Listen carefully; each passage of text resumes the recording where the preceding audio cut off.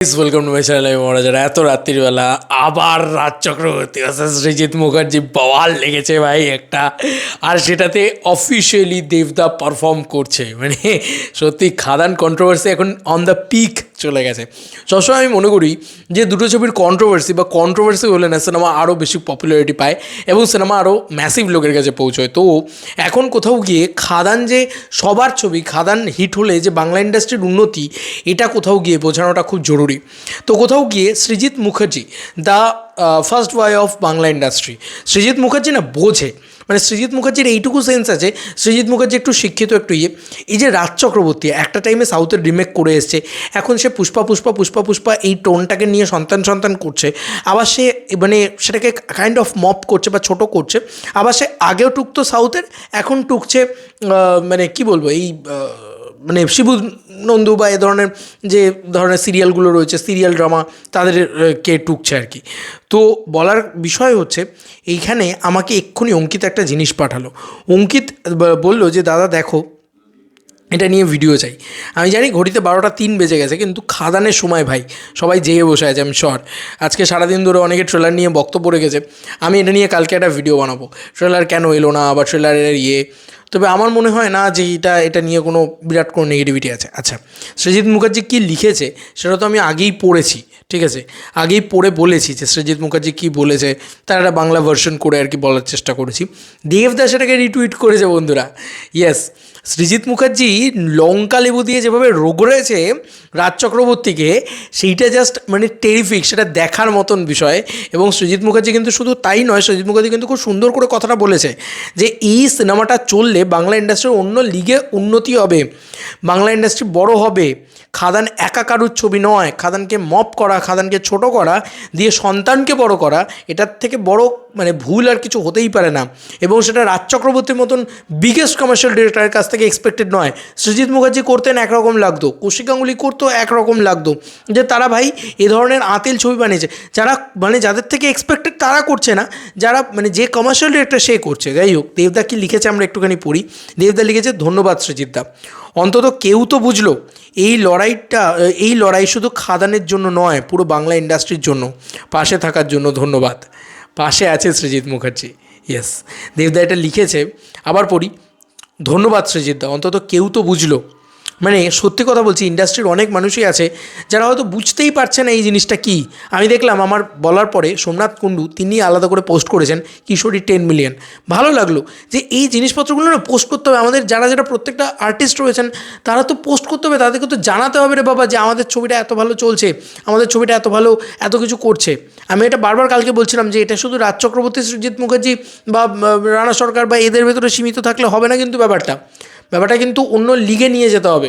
মানে অন্য লিগ মানে অন্যই লিগে, ঠিক আছে, সেই লিগে নিয়ে যেতে হবে, যাতে প্রত্যেকটা আর্টিস্ট, প্রত্যেকটা ফোরাম, প্রত্যেকটা মানুষ যাতে এই কথাগুলো বলে।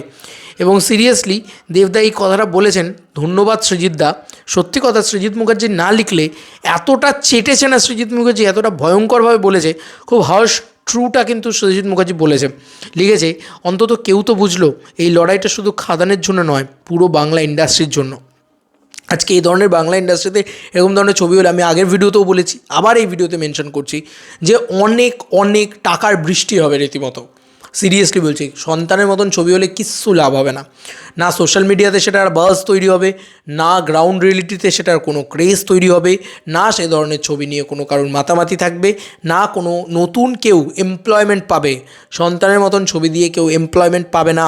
গুটি কয়েক কিছু মানুষ যারা আপনাদের সাথে কাজ করছে, ফেডারেশন তথা এই তারাই কাজ পাবে। কিন্তু অপরদিকে আপনি যদি খাদান দেখেন, খাদান কিন্তু অনেক বেশি এমপ্লয়মেন্ট তৈরি করছে, এবং সে তার ভিতরে আমরাও কিন্তু পড়ছি। খাদানের মতন ছবি আমাদেরকে যে এমপ্লয়মেন্ট দিচ্ছে, আমাদেরকে যে মানে কী বলবো অর্থ উপার্জন দিচ্ছে, অনেস্টলি বলছি, এটা নিয়ে কোনো দ্বিধা নেই, কারণ আমরা প্রফেশনালি এই কাজটা করি, এটাই করি আমরা। তো বিষয়টা হচ্ছে আমাদেরকে যেটা দিচ্ছে সেটা কিন্তু হিউজ, আর সেই কারণেই চাই যে এই ধরনের ছবি বারবার হোক। আর দেবদা সেই জায়গায় ইনিশিয়ালটা নিচ্ছে, সেই ইনিশিয়েটিভটা নিচ্ছে, এবং দেবদা এত ভালো বাঙালিয়ারা ভর্তি একটা ভালো কমার্শিয়াল ছবি বানাচ্ছে, তার পিছনে লাগছে কেউ, সেটাকে কী করে সাপোর্ট করা যায়। রাজ চক্রবর্তী ভার্সেস সৃজিত মুখার্জি লেগে গেছে এখন বলা যেতে পারে। রাজ চক্রবর্তী এখনও বলছে মানে নিজের ভুলটা কিছুতেই নিজে স্বীকার করেনি। আমি আলাদা করে একটা ভিডিও বানিয়েছি, ধরো অসভ্য একটা ছোটো লোক, একটা লোক, যাই হোক, তিনি আবার দেবদা বলেছেন, আমি জাস্ট আবার লাইনটা পড়ি, ধন্যবাদ সৃজিতা, অন্তত কেউ তো বুঝলো। আজকে রাজ চক্রবর্তী যদি বুঝতো তাহলে সাপোর্ট করতো খাদানকে, নট দ্যাট যে আরে ভাই বারবার একটাই কথা বলছি, সাপোর্ট করতে হবে না, সাপোর্ট করতে না পারলে অ্যাটাক করো না, অ্যাটাক করাটা কোনো মানে নয়। যাই হোক, অন্তত কেউ তো বুঝলো এই লড়াইটা শুধু খাদানের জন্য নয়, পুরো বাংলা ইন্ডাস্ট্রির জন্য।